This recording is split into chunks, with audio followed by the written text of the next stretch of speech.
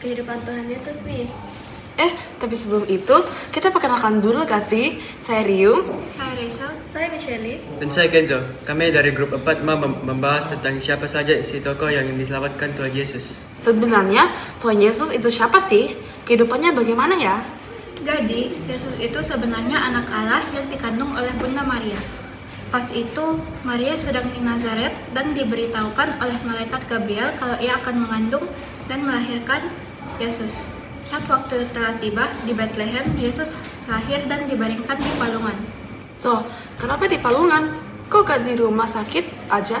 Atau gak di hotel begitu? Ya, gak mungkin di hotel dong. Tuhan Yesus kan lahirnya dalam kondisi darurat, makanya gak ada penginapan. Fasilitas pada zaman itu juga belum ada, jadi gak ada hotel. Oh gitu. Yesus tuh udah ngelakuin perbuatan yang menunjukkan kasih, kuasa, pengajaran tentang kerajaan Allah. Kalau itu cerita kehidupan Yesus, bagaimana dengan kematiannya? Tuhan Yesus dihadapkan ke Pontius Pilatus, tetapi Pilatus tidak mendapati kesalahan apapun. Pilatus pun mengirimkannya ke hadapan Herodes. Para imam-imam, kepala, dan ahli-ahli Taurat maju ke depan dan melontarkan tuduhan-tuduhan yang berat terhadap dia. Herodes dan pasukannya menista dan mengolok-olokkan Tuhan Yesus. Ia mengenakan jubah kebesaran kepadanya, lalu mengirim dia kembali kepada Pilatus. Pilatus mengumpulkan imam-imam kepala dan pemimpin-pemimpin dan juga rakyat. Pilatus ingin mengajar Yesus dan melepaskannya, tetapi mereka berteriak untuk mengenyahkan Yesus dan membebaskan Barabas. Sampainya di tempat yang bernama Tengkorak, mereka menyalibkannya bersama dua penjahat di samping kiri dan kanan Tuhan Yesus. Ketika itu hari sudah kira-kira jam 12, lalu kegelapan meliputi seluruh daerah itu sampai jam 3 sebab matahari tidak bersinar. Tabir bait suci pun terbelah dua. Yesus berseru kepada Bapa untuk menyerahkan nyawanya. Oh, menyeramkan juga ya. Kalian tahu gak sih kalau ada satu perumpamaan? Emangnya perumpamaan apa sih? Itu loh yang perumpamaan pemungut cukai itu. Hah? Pungut cukai? Yang mana sih itu? Arti dari kisahnya bagaimana? Jadi, awalnya orang Farisi dan pemungut cukai itu masuk ke dalam rumah Tuhan untuk berdoa.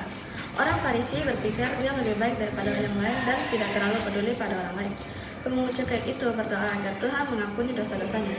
Yesus berkata bahwa pemungut cukai itu benar dan orang Farisi itu tidak. Siapapun yang peduli pada dirinya sendiri akan direndahkan. Siapapun yang merendahkan dirinya akan dipuji.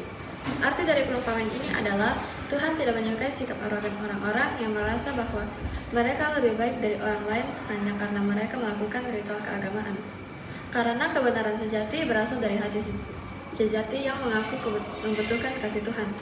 Kisah ini menceritakan bahwa kerendahan hati sangat penting untuk diterima oleh Tuhan. Kita harus jujur kepada Tuhan dan mengakui semua dosa kita kepada Tuhan. Perumpamaan ini diambil dari Lukas 18 ayat 9-14. Btw kan topik kita tentang orang yang diselamatkan oleh Tuhan. Itu siapa sih tokoh yang kita belum membahaskannya kan? Tokoh yang diselamatkan Tuhan adalah orang Samaria yang sakit kusta. Jadi ada 10 orang Samaria yang mempunyai penyakit kusta. Mereka semua disembuhkan oleh Yesus saat perjalanan Yesus menuju ke Yerusalem. Ke-10 orang Samaria itu tidak memiliki pekerjaan. 10 orang kusta tersebut meminta pertolongan Tuhan untuk menyembuhkannya. Tetapi Yesus malah menyuruh ke-10 orang itu untuk menghadap ke imam-imam. Mujizat Yesus menyembuhkan orang kusta itu. Respon mereka kan seharusnya berterima kasih kepada Yesus, tetapi hanya 1 orang yang kembali dan berterima kasih padanya. 9 orang lainnya sih sibuk mengikuti aturan agama untuk bertemu dengan imam. 1 orang ini malah memilih untuk bersujud untuk menyembah Yesus karena dia menyadari betapa besar kebaikan yang dia terima. Seru juga mendengar cerita-cerita tentang Yesus. Iya, ini seru banget sampai gak kerasa waktu sudah mau selesai. Kalau begitu, kami duluan ya. Terima kasih untuk mendengarkan podcast tentang tokoh yang diselamatkan ini. Kami grup 4 pamit undur diri. Dalam refleksi ini, tantangan saya adalah saya jarang ke gereja. Saya selalu bermalas-malasan untuk ke gereja. Terkadang juga saya mengerjakan tugas-tugas atau saya belajar untuk berlatih.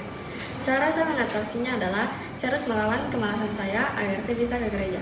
Setelah pulang gereja lah baru saya mengerjakan tugas-tugas saya atau belajar untuk semakin. Tantangan berat saya adalah jarang membaca Alkitab.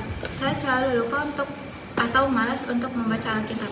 Saat morning devotion, saya juga biasanya terlambat dan tidak membawa Alkitab.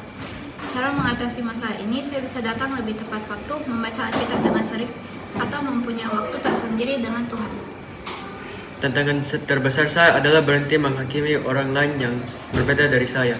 Saya mengatasinya dengan mengingat cara Yesus mengasihi orang Samaria dan kaum yang terpinggirkan. Dengan begitu, saya bisa belajar untuk lebih sabar dan peduli pada sesama.